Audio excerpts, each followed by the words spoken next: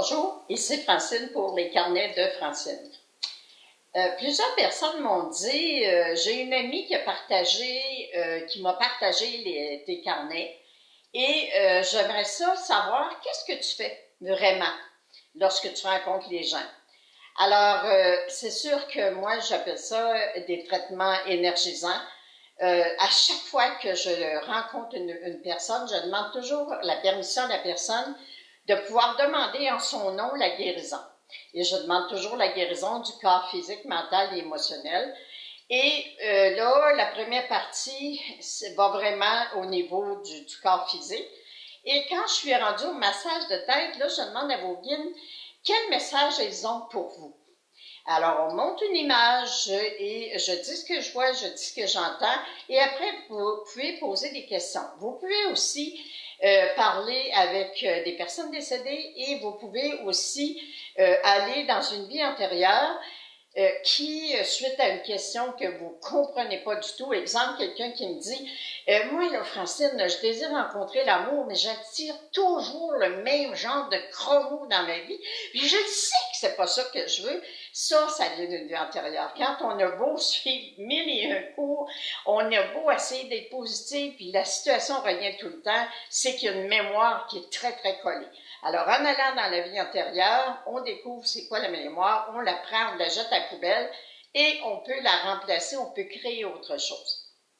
Donc, comment tout ça a commencé? C'est sûr que j'étais jeune, et lorsque les religieuses me parlaient du pouvoir de Jésus, les miracles, la guérison, je me disais, ça doit-tu être extraordinaire de pouvoir aider les gens, avec nos mains, de pouvoir faire quelque chose, donner de l'espoir, donner de l'amour à des gens.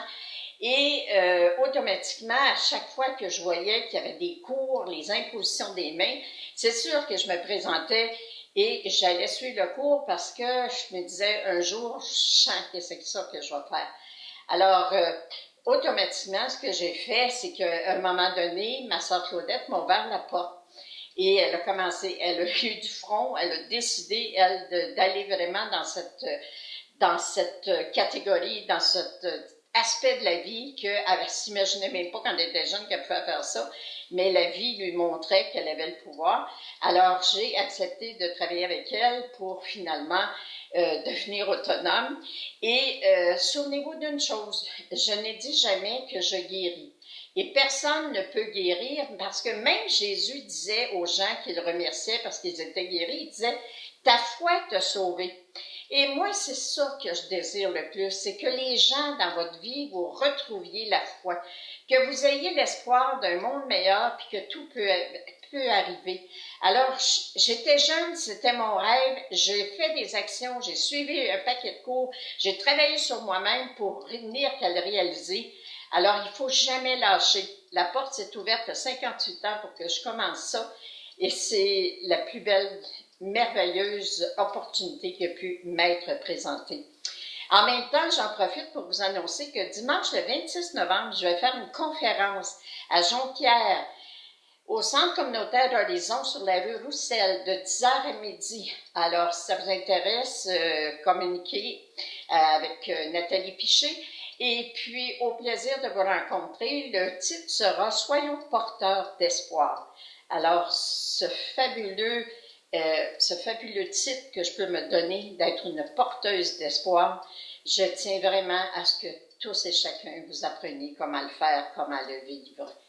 Merveilleuse journée, merveilleuse semaine et au plaisir de se revoir et de se rencontrer.